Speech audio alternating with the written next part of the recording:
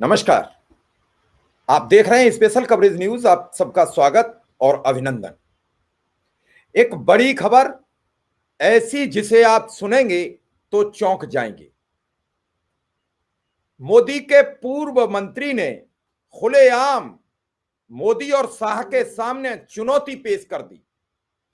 बोले, अगर कोई बोला तो मैं नंगा कर दूंगा, सारी पोल खोल दूंगा, और अगर किसी ने मेरे आंख की तरफ उंगली उठाई तो आंख में आंख डालकर उंगली घुसेड़ दूंगा, यानी आंख फोड़ दूंगा। सोचिए, मोदी सरकार के एक बड़े महत्वपूर्ण पद पर रहने वाले उन्हीं के एक मंत्री ने सीधी सीधी मोदी और शाह को चुनौती दे दी है, सीधी खुलेआम धमकी दे दी है, और यह साबित किया है कि आप मेरा कुछ बिगाड़ नहीं सकते। मैं किसी से डरता नहीं हूं, मैं घबराता नहीं हूं, मैं आपकी तरह हिम्मत हारता नहीं हूं। और इस चुनौती देने के बाद ये वीडियो अब सोशल मीडिया पर वायरल हो रहा है, और वायरल वीडियो होने के बाद बीजेपी में सन्नाटा छा गया है। कल बिहार में शपथ ग्रहण है, और उससे पहले उन्हीं के पूर्व केंद्रीय मंत्री, उन्हीं के साथी, बिहार के रहने वाले उस नेता ने बीजेपी की मुश्किलें बढ़ा दी हैं। क्या कल प्रेस कॉन्फ्रेंस होगी? पिछले 11 वर्ष में कोई प्रेस कॉन्फ्रेंस का सामना न करने वाले प्रधानमंत्री नरेंद्र मोदी क्या बोलेंगे? हां, आज इतना जरूर हुआ, पूर्व जजों की, पूर्व ब्यूरोक्रेट्स की, पूर्व राजदूतों की एक 272 सदस्यीय चिट्ठी वायरल हो रही है। उस चिट्ठी में राहुल गांधी को रोका जा रहा है, राहुल गांधी को समझाने का प्रयास किया जा रहा है, आप गलत कर रहे हो, चुनाव आयोग पर आप सवाल मत उठाइए, चुनाव आयोग से पूछिए मत, वोट चोरी पर बोलिए मत, जो हो रहा है उसे देखिए। ये कौन होते हैं? इन्होंने क्यों नहीं सवाल उठाया? ये सब राजनयिक है। इन्होंने क्यों नहीं पूछा कैसे 10,000 रुपया बांटा गया जब मॉडल कोड ऑफ कंडक्ट लागू था? आचार संहिता के अंतर्गत ये रुपया बांटने का अधिकार कैसे मिला? और प्रत्येक शुक्रवार को बांटा गया, हर वोट डालने से पहले बांटा गया। 11 तारीख को वोट पड़ने थे और 7 तारीख को कई लाख लोगों के खाते में पैसा गया। क्या ये खाते में पैसा चुनाव के क्षेत्र वाइज बांट के बांटा गया? ये बड़े सवाल थे। लेकिन इस दौरान बीजेपी के पूर्व मंत्री ने इस वीडियो के बाद हिला के रख दिया है। क्या है पूरी खबर मैं बताऊंगा, कौन है वो मंत्री ये भी बताऊंगा, किस किस को लपेटा है ये भी बताऊंगा। खबर बड़ी महत्वपूर्ण है, समझने की जरूरत है, आखिर क्यों ये मंत्री भड़का। मेरे पीछे एक तस्वीर है, ये मंत्री हैं आरके सिंह, बिहार से सांसद थे, 2 बार सांसद रहे, 8 वर्ष केंद्र में मंत्री रहे, और इससे पहले गृह सचिव जैसे पद से सेवानिवृत्त हुए। पूर्व आईएएस अधिकारी है, आडवाणी को जेल भेजने वाले यही अधिकारी है। लालू की सरकार में खासम खास थे, केंद्र में कांग्रेस सरकार के खासम खास थे, और जब केंद्र में इन्होंने रिटायर हुए तो बीजेपी के खासम खास थे। सारी कमियां सरकार की निकाल के यही प्रदान करते थे। आज ये भड़क रहे हैं, बिदक रहे हैं।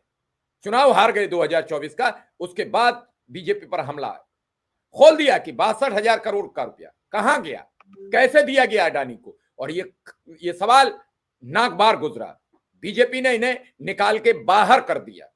उससे पहले इन्होंने इस्तीफा प्रस्तुत कर दिया। किन किन बातों पर ये बोले हैं, क्यों बोले हैं, ये सब सवाल मैं आपके सवाल रखूंगा। पहले सुनिए क्यों कहा इन्होंने। भारतीय जनता पार्टी के पूर्व केंद्रीय मंत्री और आरा लोकसभा सीट के पूर्व सांसद आरके सिंह का एक वीडियो सोशल मीडिया पर बड़ी तेजी से वायरल हो रहा है। वीडियो में वे कथित रूप से कहते दिखाई दे रहे हैं, कोई उन्हें डराने की कोशिश करे तो वे डरने वालों में से नहीं है।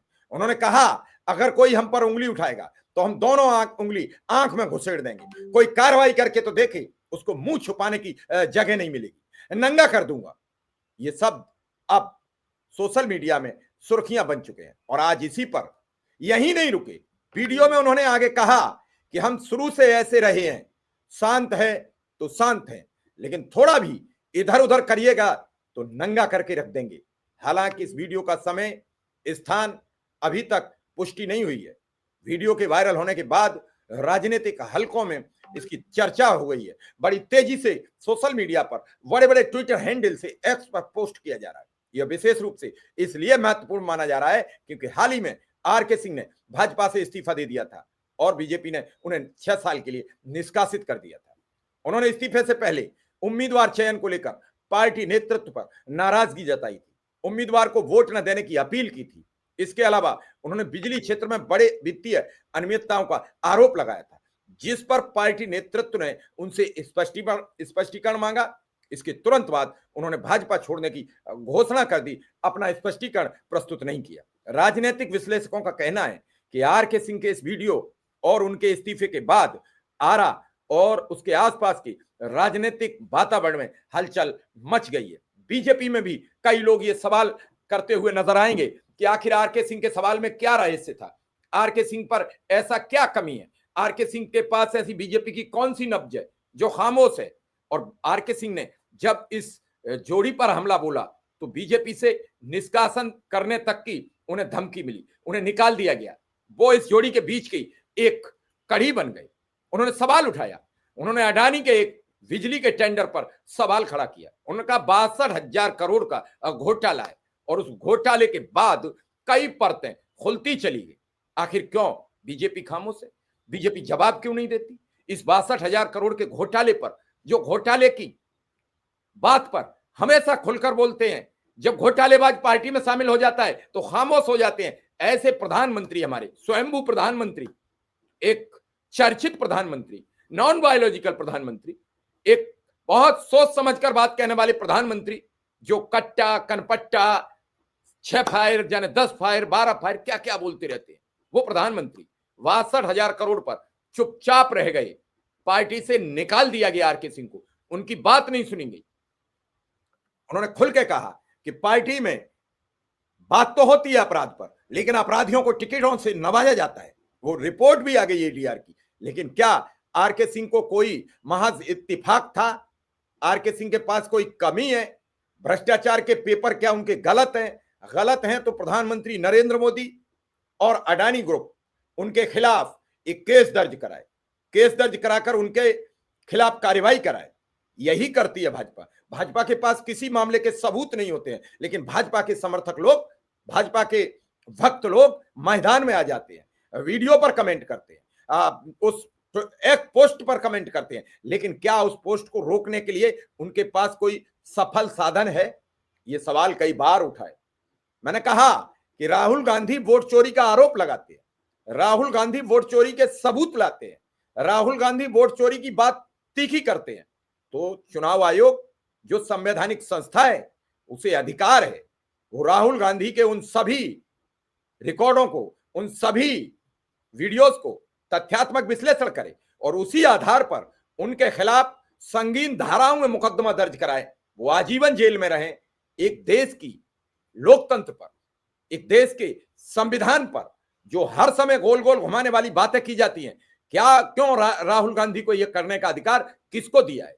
जनता के बीच चुनाव आयोग जैसी संवैधानिक संस्था, ईडी जैसी संवैधानिक संस्था, सीबीआई जैसी संवैधानिक संस्था और आयकर विभाग जैसी संवैधानिक संस्थाओं पर राहुल गांधी खुलकर बोलते हैं कि मोदी की जेब में है, जिसके खिलाफ कार्रवाई करनी हो उसके खिलाफ कार्रवाई होती है, जिसके खिलाफ नहीं करनी हो उसके खिलाफ नहीं होती है।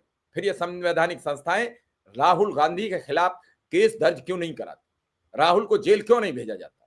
बार बार राहुल के खिलाफ बात की जाती है, भ्रष्टाचार पर बात की जाती है। राहुल कब जाएंगे, किसकी सरकार में जेल जाएंगे, कब भेजे जाएंगे? ये सवाल इस देश की जनता पूछती है। अभी आपने बिहार में देखा 1,90,00,000 लोगों ने इंडिया गठबंधन पर भरोसा जताया, इनके पास 2,40,00,000 लोगों ने भरोसा जताया, तब जब 1,65,00,000 महिलाओं के खाते में 10 लाख रुपया भेजा गया। इस तरीके से तो कोई भी चुनाव जीत सकता है।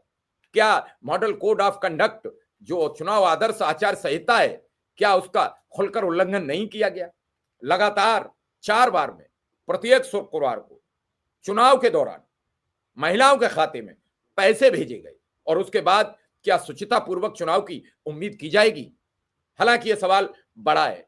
आज भी 272 जजों, सेवानिवृत्त आईएएस, आईपीएस, आईआरएस, राजदूत सबने मिलकर एक पत्र लिखा है और राहुल गांधी को रोकने का प्रयास किया गया है। चुनाव आयोग को बचाने के लिए एक खेल खेला गया है।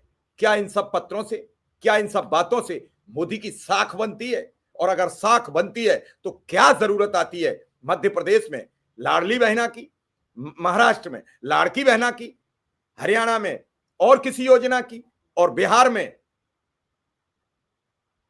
जीविका दीदी की, दिल्ली में महिलाओं के खाते में झूठा वादा करने की क्या जरूरत पड़ती है?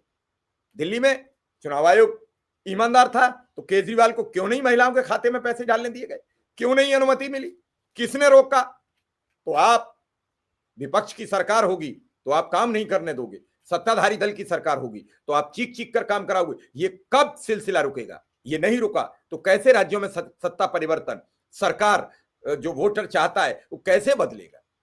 ये सवाल बड़ा है। मैं दर्शकों से भी जानना चाहता हूं कि आज आर.के. सिंह हो या फिर अखिलेश यादव हो, तेजस्वी यादव हो या फिर राहुल गांधी हो, स्टालिन हो, ममता बनर्जी हो, उद्धव ठाकरे हो या फिर हेमंत सोरेन हो, ये लोग कब तक सत्ता में बने रहेंगे? जाना सबको पड़ेगा। बदलाव नियति की प्रकृति है।